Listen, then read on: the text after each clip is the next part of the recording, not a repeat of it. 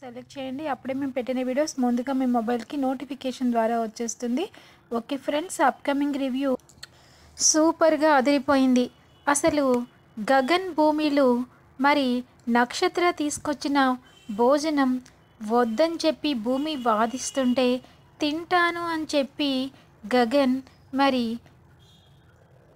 గగన్ నక్షత్ర తెచ్చిన భోజనం భూమికి తినిపించాడా? అసలైన ట్విస్ట్ సూపర్ కదా. మరి తినిపించాలి అనుకున్న వాళ్ళంతా ఖచ్చితంగా లైక్ చేయండి. ఇంకా ఆలస్యం చేయకుండా రివ్యూలోకి వెళ్ళిపోదాం. ఇంకా ఎపిసోడ్ స్టార్ట్ అవ్వగానే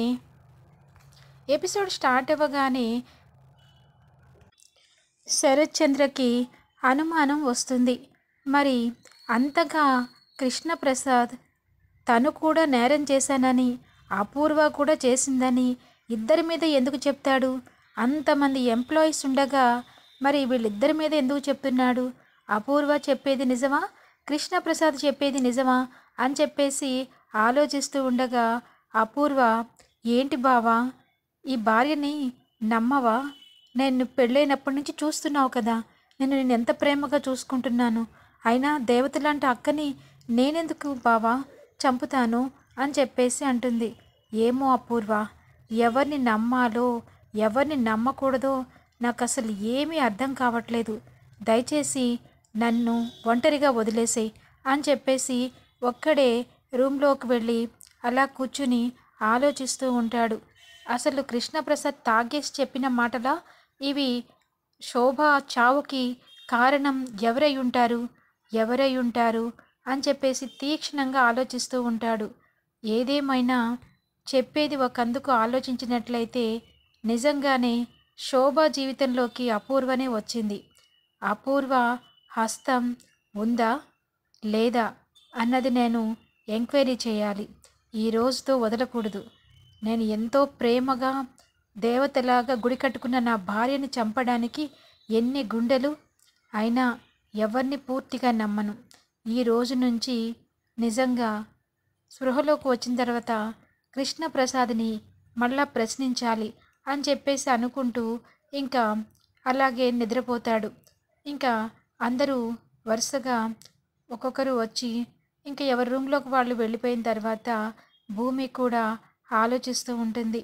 నాన్నకి మామయ్య ఈ నిజం చెప్పకుండా ఉంటే బాగుండేది, కానీ ఇది తెలిసినప్పటి నుంచి ఎన్ని అనర్థాలకు దారితీస్తుందో, ఆ అపూర్వ ఇంకా ఎన్ని ప్రమాదాలు తలపెడుతుందో అర్థం కావటం లేదు అని చెప్పేసి బాధపడుతూ కూర్చుంటుంది.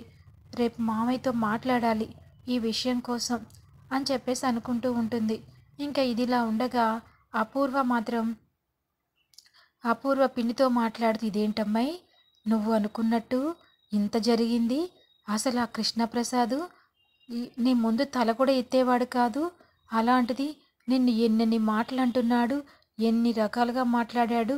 నువ్వు అమ్మో, అల్లుడు గారు షూట్ చేసేస్తారేమో అనుకున్నానమ్మాయి, అందుకని హడలెత్తిపోయాను. నిద్ర రావట్లేదు, అసలు ఒళ్ళంతా వేడెక్కిపోతుంది, ఇంట్లో నిద్ర రావట్లేదు. ఏటయ్యానా ఏ గన్ను తీసుకుని వచ్చి కాల్ చేస్తాడేమని భయం వేస్తుంది. నువ్వు ఇలాగే కూర్చుంటే నీకు ఇంట్లో నుంచి గెంటేసే రోజు వస్తుంది అపూర్వ. ఇంకా నాకెందుకు, పెట్టే పేడ సర్దుకుంటాను అని చెప్పేసి అంటుంది.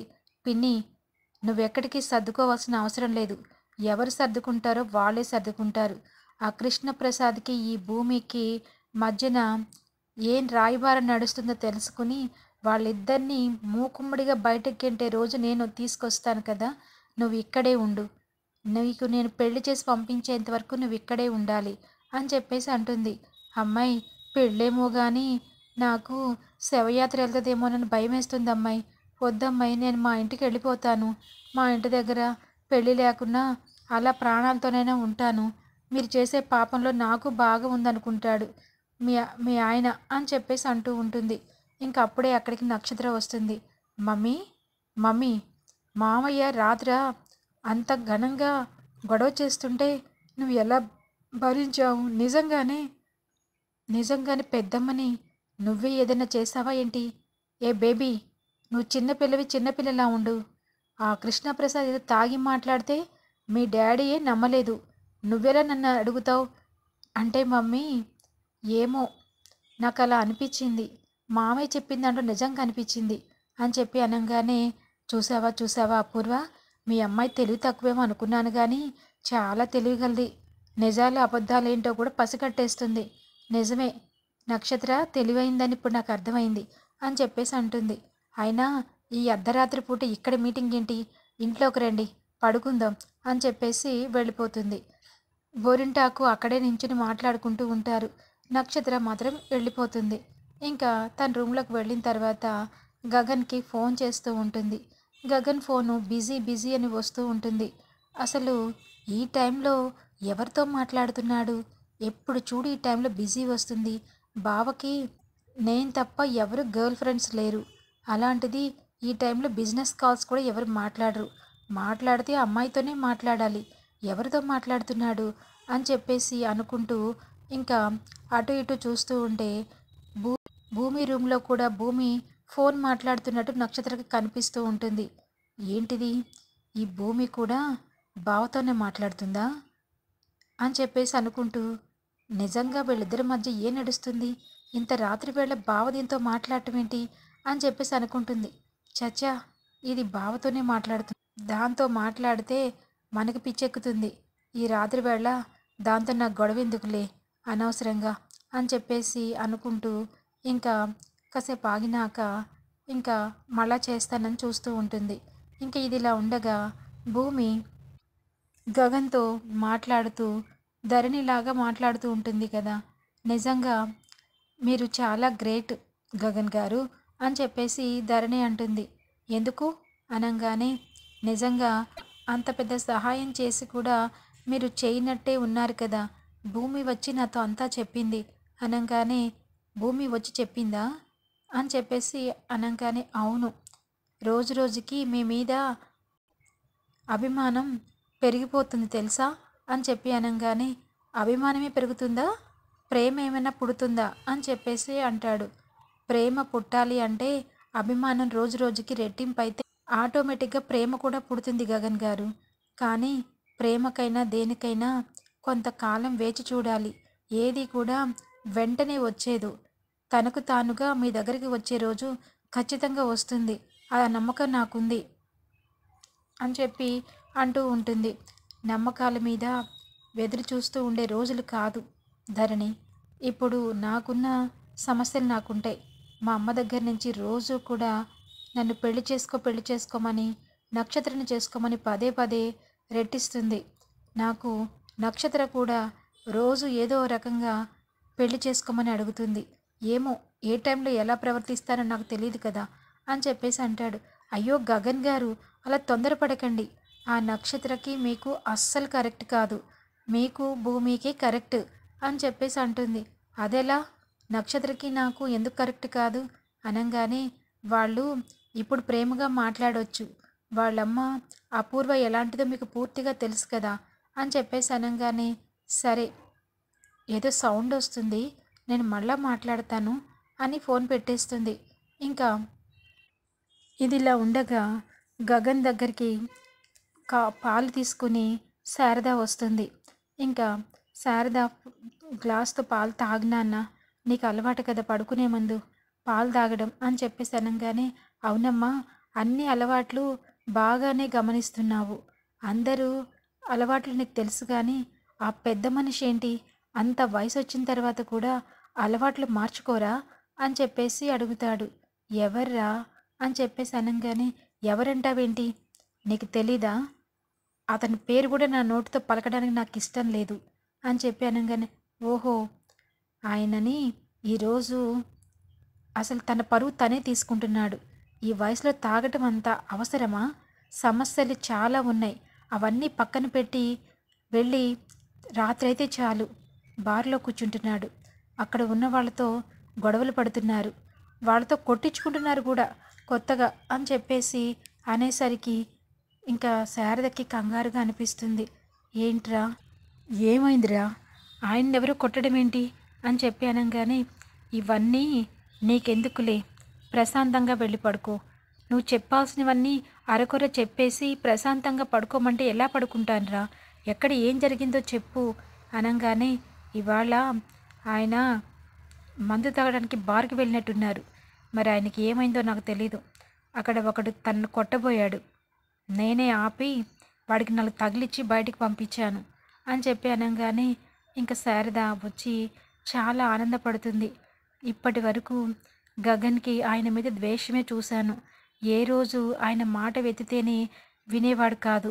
అలాంటిది ఈ రోజున ఆయన మీద ఎవరో వస్తే ఒక కొడుకుగా బాధ్యతగా ఆయన్ని కాపాడారు అంటే గగన్‌కి ఆయన మీద ప్రేమ ఉంది. పైకి మాత్రమే ద్వేషం కనిపిస్తూ ఉంటుంది అని చెప్పేసి అనుకుంటూ ఇంకా రాత్రి అయింది కదా! ఎవరికి వాళ్ళు నిద్రపోతూ ఉంటారు. ఇంకా పొద్దున్నే తాగిన మత్తంతా కృష్ణప్రసాద్‌కి దిగిపోతుంది. దిగిపోయిన వెంటనే మొహం కడుక్కుని కూర్చునంగానే ఇంక వెంటనే మీరా మజ్జిగ తీసుకుని వచ్చి, "ఏవండీ రాత్రా ఎంత పిచ్చి పిచ్చిగా మాట్లాడారో తెలుసా? అసలు వదినని, నా అన్నయ్యని మర్యాద లేకుండా మాట్లాడారు. ఎందుకండి? ఇలా ఎందుకు చేస్తున్నారు?" అని చెప్పేసి అనంగానే, "అవునా మీరా? ఏం మాట్లాడాను?" అని చెప్పేసి అడుగుతూ ఉంటాడు. "ఏం మాట్లాడటం ఏంటి? ఎంత ఎంత ఇదిగా మాట్లాడారో. అసలు మీరు చెప్పేది వింటే నాకే మతిపోయింది" అని చెప్పేసి అంటుంది మీరా. ఇంకా, "సరే మీరా, నువ్వు వెళ్ళి పని చూసుకో. నాకు కొంచెం తలనొప్పిగా ఉంది" అని చెప్పేసి ఇంకా తా మజ్జిగ తాగుతూ అక్కడ నించుంటాడు. "మామయ్య ఒకసారి ఇటు రండి" అని చెప్పేసి భూమి పక్కకు తీసుకెళ్ళి మాట్లాడుతుంది. "ఏంటి మామయ్య ఇదంతా? ఇప్పుడు ఇంత కంగారులో ఈ నిజాలన్నీ నాన్నకి మీరు ఇప్పుడు చెప్పాలా? చెప్తే సాక్ష్యాలు లేకుండా చెప్తే మీ మాట నమ్ముతారా? ఆ అపూర్వ ఊరుకుంటుందా? ఏంటి మావయ్య ఇదంతా?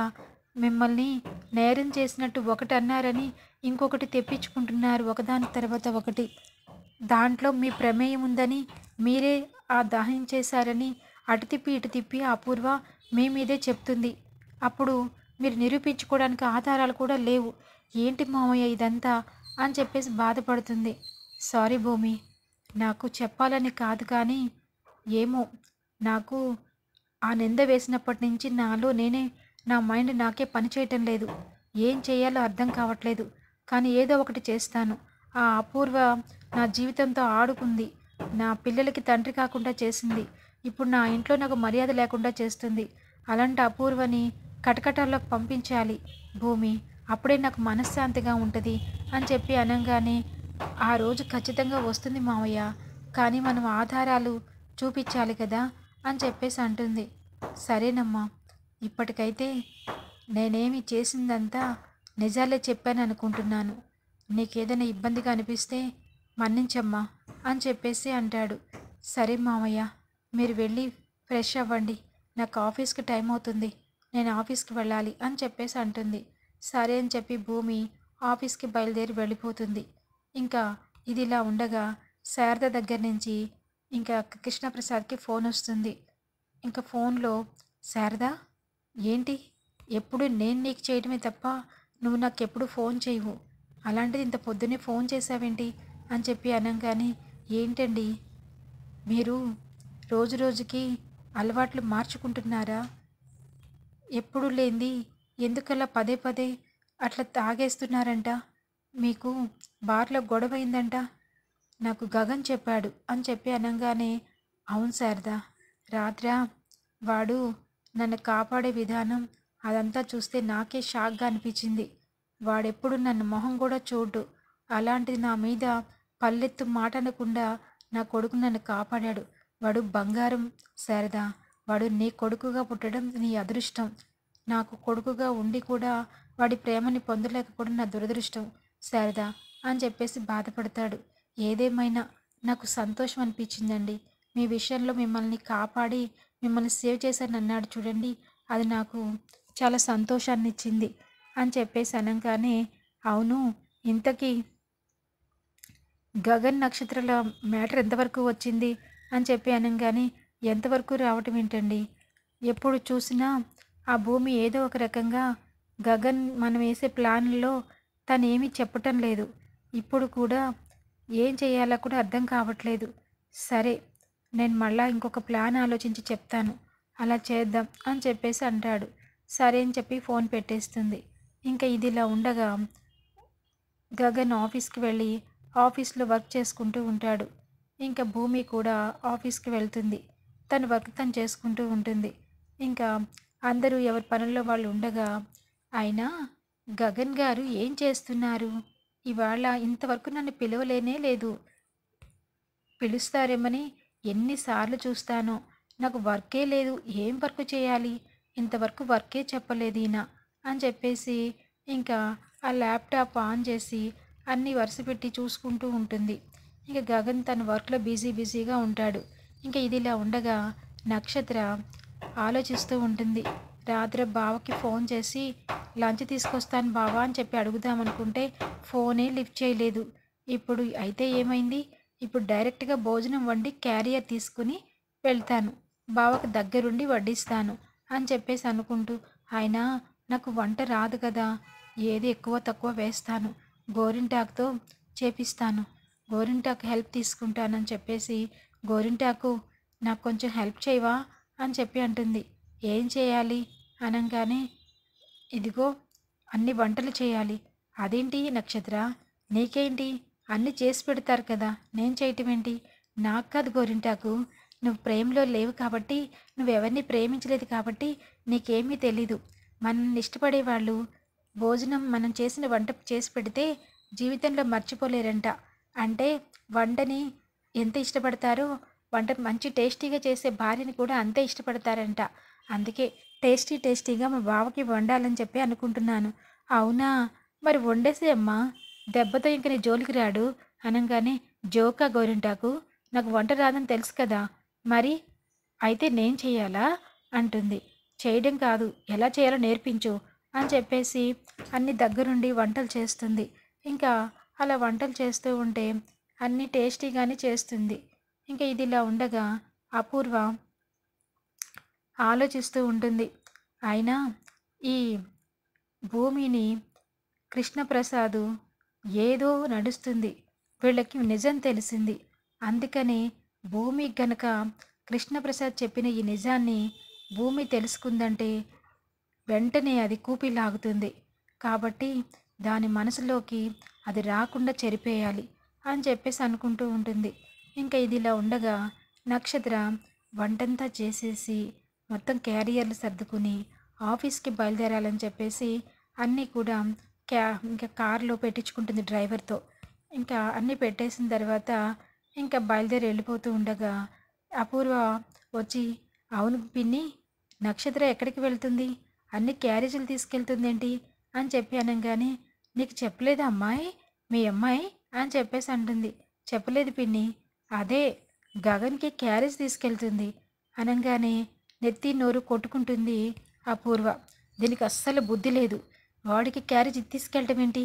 అయినా దీనికి రోజు రోజుకి పిచ్చి పెరిగిపోతుంది. దీన్ని బాగు చేయడం ఎవరి తరం కాదు. ఏం చేయాలో తెలియటం లేదు అని చెప్పేసి కోపంతో రగిలిపోతూ ఉంటుంది. చూడమ్మాయి, పిచ్చి బాగా ముదిరిన వాళ్ళకి చాలా ప్రమాదం.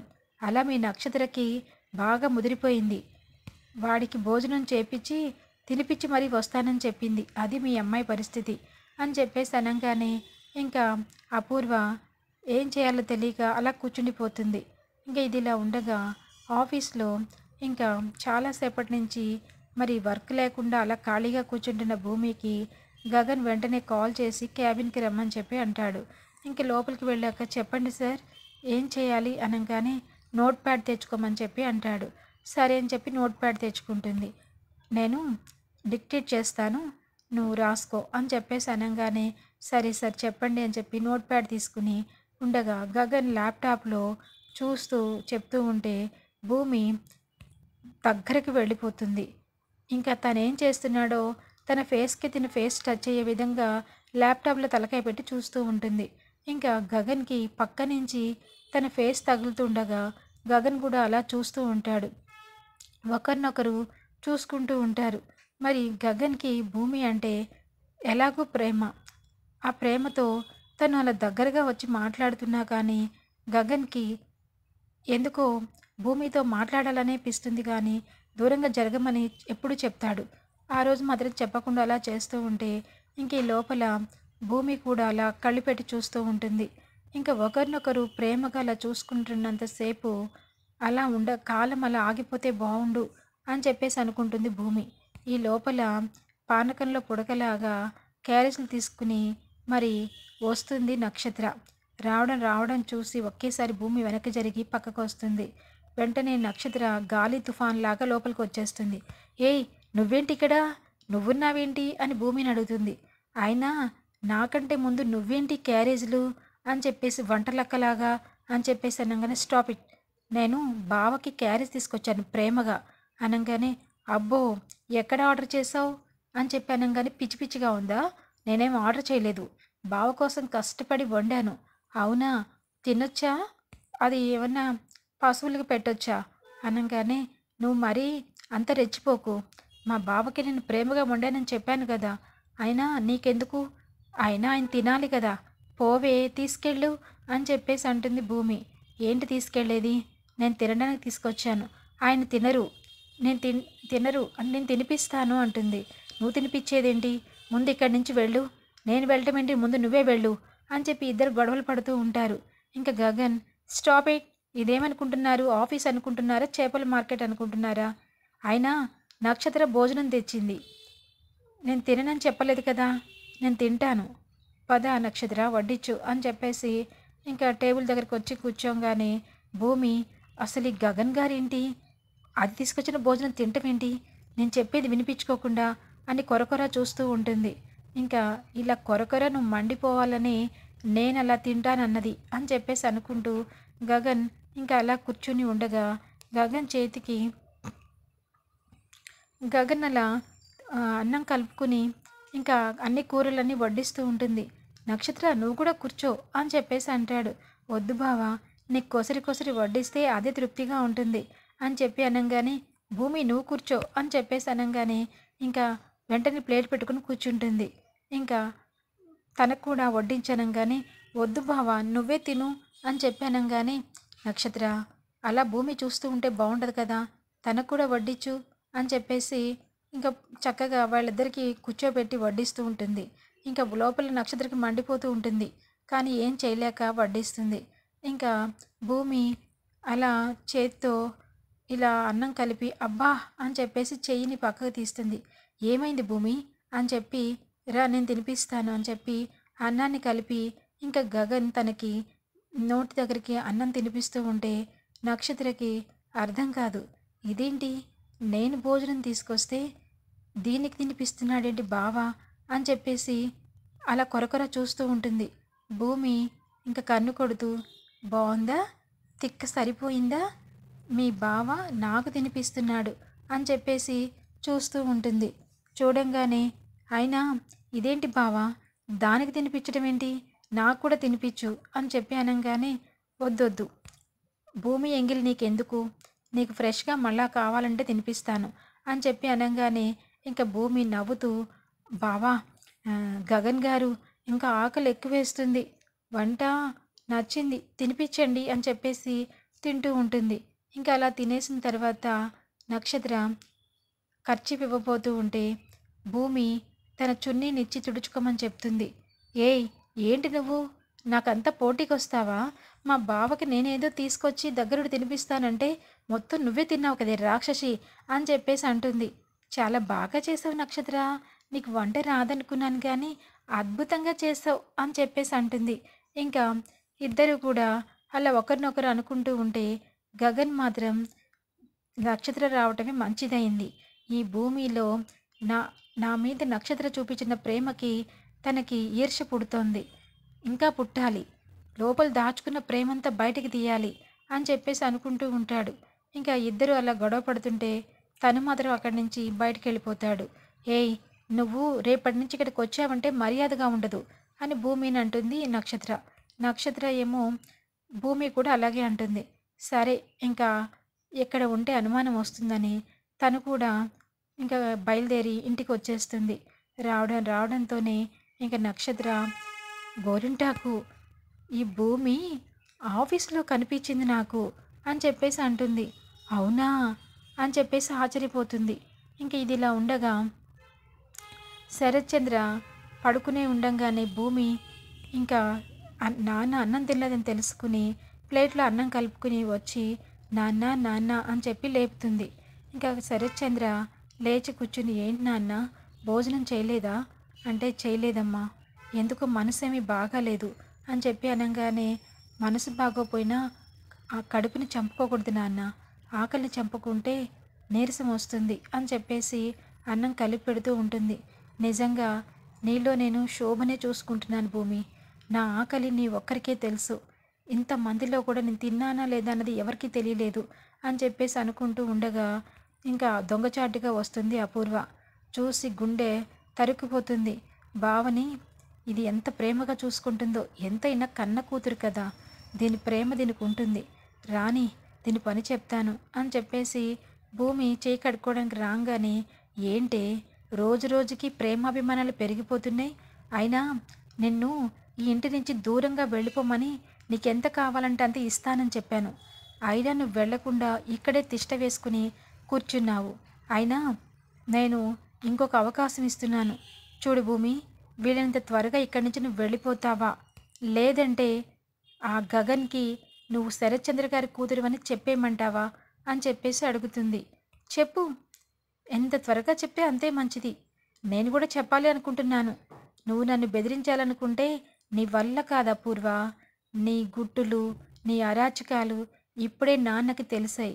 ఇంకా ఇంకా సాక్ష్యాధారాలు చూపిస్తే నిన్ను ఇంట్లో నుంచి శాశ్వతంగా గంటేసే రోజు వస్తుంది. ఏమున్నాయి నీ దగ్గర సాక్ష్యాలు? ఏమున్నాయా? ఆయన కూతుర్ని అవటమే పెద్ద సాక్ష్యం. ఇంకా నీకు సాక్ష్యం ఏం కావాలి అని చెప్పేసి అంటుంది. ఇంకా ఎపిసోడ్ ఎండ్ అవుతుంది. గగన్ భూమిలు మరి ఇద్దరు కూడా ఒకరినొకరు అర్థం చేసుకుని వాళ్ళ ప్రేమని గగన్ అంగీకరించి శరత్చంద్ర కూతురుని తెలిసిన తర్వాత కూడా భూమి మీద ప్రేమ తగ్గకుండా ఉండాలని కోరుకునే వాళ్ళంతా ఖచ్చితంగా లైక్ చేయండి. Thanks for watching. సెలెక్ట్ చేయండి, అప్పుడే మేము